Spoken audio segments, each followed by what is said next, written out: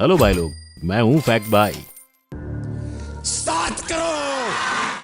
अरे तालियां बजाना बंद करो, क्योंकि अगर आपको भी लगा कि इन्हें ये बड़ा रकम मिल जाएगा तो ऐसा बिल्कुल भी नहीं है। क्योंकि इनको क्या, असल में किसी को भी आज तक ये पूरा पैसा नहीं मिला है। जी हाँ, लगा ना 440 वोल्ट का झटका।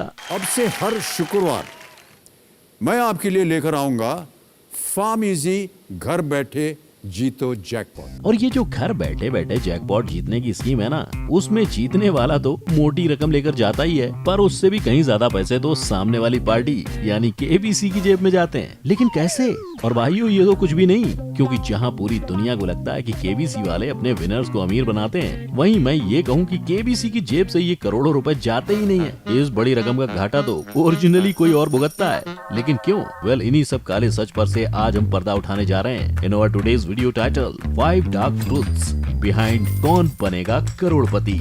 नंबर 1, पैसों का खेल। जैसा कि मैंने आपको बताया था, लोगों को पूरा पैसा कभी नहीं मिलता। उल्टा जितने पैसे आप जीतोगे उतने ही कम पैसे आप प्राप्त करोगे। तो सीन क्या है ना बॉस, जब भी केबीसी में बिग बी अपने हाथों से कंटेस्टेंट को हर लेवल जीतने पर एक चेक थमा देते हैं, वो दरअसल बस दिखावे के लिए होता है। अरे सच्ची बता रहा हूँ, यानी अगर कंटेस्टेंट ये चेक लेकर अपने बैंक में जाएगा ना, तो उसे बैंक वाले 1 रुपया भी नहीं देंगे। लेकिन ये सिर्फ इन चेक्स की बात नहीं है, क्योंकि आजकल तो हम देख सकते हैं कि अमित जी डिजिटली कंटेस्टेंट के बैंक में पैसे डलवा देते हैं। पर ये भी बस दिखावा ही है। मतलब ये सब बस इसलिए किया जाता है क्योंकि इन्होंने एक्सिस बैंक से ढेर सारा पैसा जो लिया है, कहीं से तो प्रमोशन करना ही पड़ेगा, और इसको पूरी तरह से दर्शकों के सामने भी रखा जाता है। पर क्या है ना, इम्पोर्टेंट चीजों पर हमारा ध्यान थोड़ा कम ही पड़ता है। खैर, अब तो सवाल यही उठता है कि भैया पैसा आखिर मिलता कैसे और कैसे ही मिलेगा? जब कंटेस्टेंट पैसे जीतता है ना, तब उसके बैंक में पैसे चैनल के द्वारा क्रेडिट कर दिए जाते हैं। लेकिन ये प्रोसेस में काफी समय लग जाता है। जहां एक विजेता अभिनव पांडे को तो उनकी विनिंग प्राइस पूरे 4 महीने बाद मिली थी। पर ये मेन बात नहीं है। मेन बात तो ये है कि कंटेस्टेंट चाहे कितने भी पैसे क्यों ना जीत जाए, उसे पूरे पैसे घर ले जाने का लाभ कभी भी उठाने को नहीं मिलता। और ऐसा इसलिए क्योंकि अगर कोई इंसान ऑनलाइन या टीवी के कोई गेम शो में पैसा कमाता है, तो उस रकम पर इनकम फ्रॉम अदर सोर्स के हिसाब से 30.9% का टैक्स लगाया जाता है। यानी अगर कोई 1 करोड़ की रकम जीतता है, तो उसे सिर्फ 69,10,000 रुपए घर ले जाने को मिलेंगे। मतलब बाकी का 30.90 लाख यानी 30,90,000 उड़नछू। नंबर 2, केबीसी के विनर की दुखद कहानी। ये भाई साहब जो 5 करोड़ की प्राइज मनी जीतकर करोड़पति बन गए थे, वो आज बन गए हैं रोडपति। ये केबीसी 5 के ग्रैंड प्राइज के विजेता सुशील कुमार हैं, जिन्होंने 5 करोड़ जीतकर केबीसी के इतिहास में अपनी जगह बना ली थी। लेकिन यही पैसा जिसने उन्हें रातों रात स्टार बना दिया था, वही उनके जीवन का सबसे खराब वक्त भी लेकर आया था, जिसके बारे में उन्होंने अपनी जीत के पूरे 10 साल बाद एक फेसबुक पोस्ट के द्वारा पूरी दुनिया के सामने उसको रखा था। और इस पोस्ट के हिसाब से शुरुआत में उनकी एक ऐतिहासिक जीत के कारण देश भर में उन्हें काफी सम्मान और प्यार मिला था,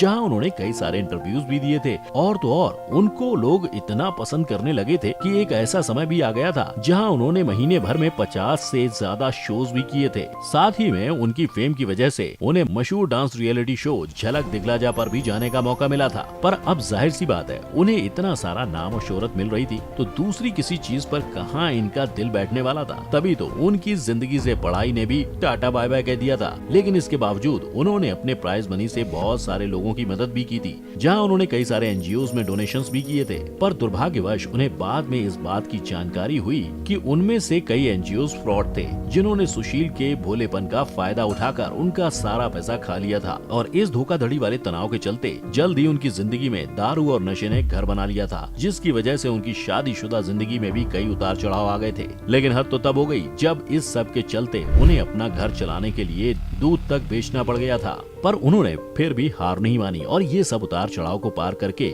आज ये अपने गांव में ही स्कूल के बच्चों को पढ़ाने का काम करते हैं। यानी ये देखकर एक बात तो साफ दिखाई दे रही है कि चाहे कोई कितने भी पैसे केबीसी में जीत जाए, उसके आगे की जिंदगी कैसी होगी ये पूरी तरह उस पर निर्भर करती है। क्योंकि अगर हम दूसरे विनर्स को देखें तो सब ने अपने विनिंग अमाउंट का इस्तेमाल सही तरह से किया है। जैसे केबीसी 1 की विजेता हर्षवर्धन नवाठे अपनी जीत के बाद यूके के स्कूल से अपनी डिग्री हासिल की और आज वो एक बहुत काबिल जगह पर हैं। या अगर हम उदाहरण लें केबीसी जूनियर के विनर रवि मोहन सैनी का, तो इस 14 साल के बच्चे ने अपने बलबूते पर यूपीएससी की पढ़ाई पूरी की और आज वो अपने देश के लिए काम करते हैं। नंबर 3, इतना सारा पैसा आता कहां से है? वैसे आपको जान के खुशी होगी शायद ना हो, पर विजेता को पैसे देने का काम सिर्फ केवीसी वाले नहीं करते हैं, यानी सारे पैसे उनके पॉकेट से नहीं जाते हैं। तो भाई कौन इतना दरिया दिल है जो ऐसे ही लोगों को फ्री में पैसे बांट रहा है? अब इसका चक्कर कुछ ऐसा है ना कि केबीसी ने भी हमारी तुम्हारी तरह खुद पर इंश्योरेंस निकलवा के रखा हुआ है, ताकि अगर कभी दुर्भाग्यवश केबीसी के सेट पर कोई अनहोनी घट जाती है, जैसे कहीं आग लग जाती है या भूकंप के कारण कोई डैमेज आ जाए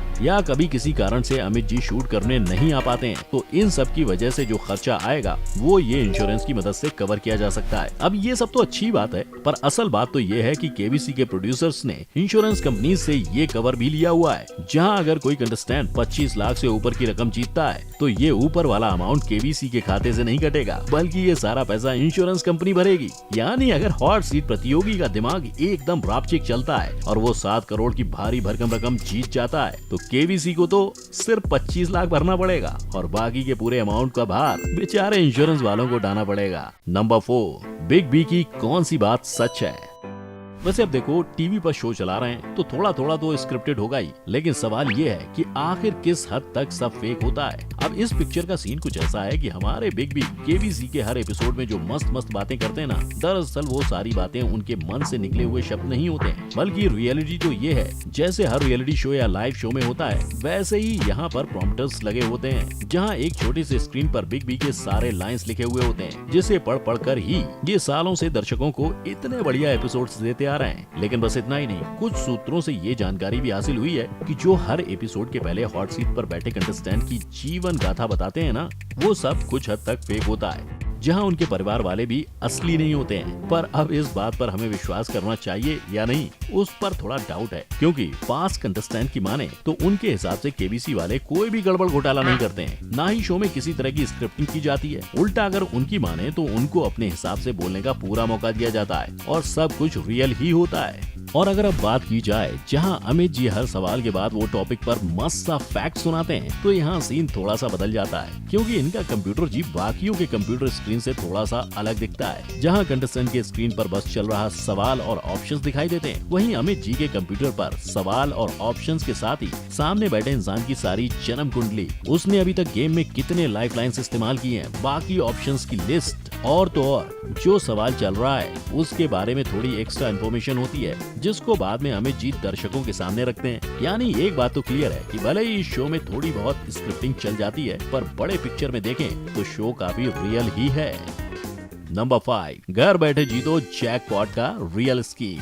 हम भारतीयों के सामने अगर फ्री में जहर भी दे देंगे ना, तो भी हम खुशी खुशी ले लेंगे, और ये तो फिर पैसा है। और इसी विचार का फुल ऑन सहारा और फायदा केबीसी वाले उठा रहे हैं, जहां इन्होंने अपनी अलग स्कीम निकाली हुई है, जिसमें घर बैठे बैठे बच्चों के टेक्स्ट बुक के सवालों से भी आसान सवालों का सही जवाब देने पर लोग लाखों की धनराशि जीत सकते हैं। अब देखो, कोई तुम्हें ऐसे चिंदी विंदी सवाल पूछेगा तो जाहिर सी बात है तुम्हें भी जवाब देने का मन कर जाएगा, और तुम ऐसे अकेले इंसान तो हो नहीं जिसमें ऐसी वाली फीलिंग आएंगी। तभी तो SMS के द्वारा देश भर से लोग इस कॉन्टेस्ट में भाग लेते हैं, और कोई कोई तो अलग अलग फोन से मैसेज करते हैं, जिससे उनके जीतने के चांस बढ़ जाते हैं। पर इन्हीं हजारों मैसेजेस के कारण होता ये है कि जो सिम कार्ड की कंपनी है, उनके डेटा में ट्रैफिक जैम हो जाता है, और यही ट्रैफिक जैम की वजह से वो लोग लाखों में नोट छाप लेते हैं। अब देखो, एक आदमी के एक मैसेज से अगर 1 रुपया भी कटता होगा, तो वैसे ही लाखों लोगों के एक एक करके पैसे कटते हैं। तो आप ही सोच लो सिम कार्ड की कंपनी कितना कमा लेती है।